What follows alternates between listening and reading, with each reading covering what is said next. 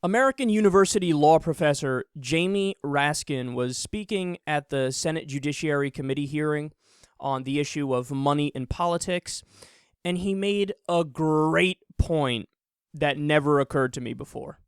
Your other point, though, about money not equaling speech is a critical point for people to understand. I mean, there are lots of forms of purchase and exchange that we criminalize. For example, buying sex. We don't say if someone wants to purchase the services of a prostitute, well, that's just an expression of their speech, because when we look at what the social meaning and context of the use of money in that way is. And I think even Mr. Abrams and the people on the other side on this issue take the position that laws against bribery are okay. And it's not clear on their position why. After all, if I just feel very strongly about an issue and I want to give you $1,000 or $1 million to go my way, why shouldn't you be able to accept it? And I think it's because we believe that within the governmental process and the electoral process, there are right reasons for those who hold public office to make decisions, and there are wrong reasons. And a wrong reason is the money that you're either going to put in your pocket, or huge amounts of money that you're going to put in your campaign, or lots of spending that take place. So why can't we take into account the entire social context of money? So Justice Stevens has written in decision, money, of course, is not speech. Money is property. It's a medium of exchange. Speech has verbs and adjectives and nouns, and it's simply what the philosophers call a category error to mix them up. That point is friggin' terrific, and I never thought of that before.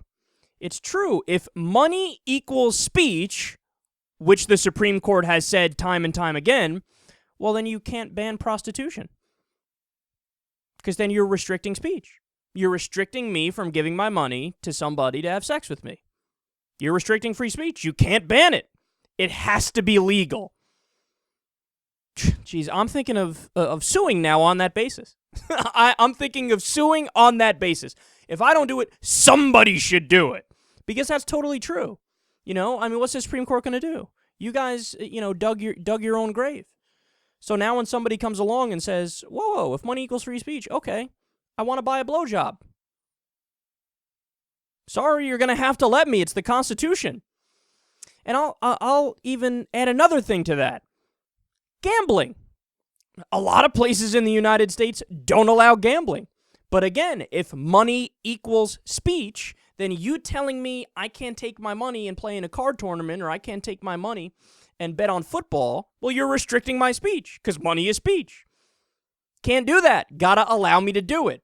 Isn't it amazing that not only have they misinterpreted the Constitution to say that money equals free speech, but they're still hypocrites in how they apply it? That in all the areas where it would be nicer to apply that, like prostitution, like gambling, they're like, no, keep those things banned. But, bribing politicians openly, yeah, you can do that. And he makes a great point about bribery, too.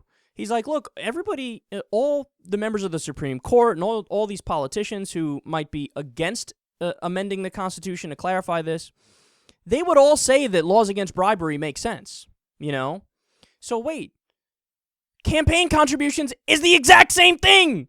There's no difference.